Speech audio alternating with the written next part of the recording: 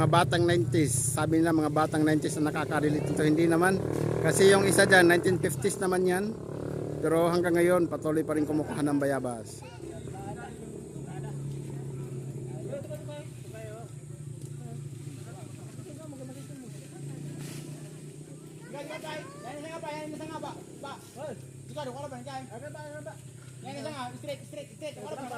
Yan o, nagkagulo na sila mga Kinbi dahil sa bayabas.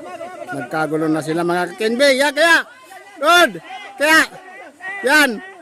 Sige yan, yan na! Okay! Nagkakagulo na sila mga Kinbi. Nagkakagulo sila dahil sa bayabas. Labada, itapunan ng mga sugo. Ato, borot ang sugo ng labada. Yang suguan niya labada, yang suguan.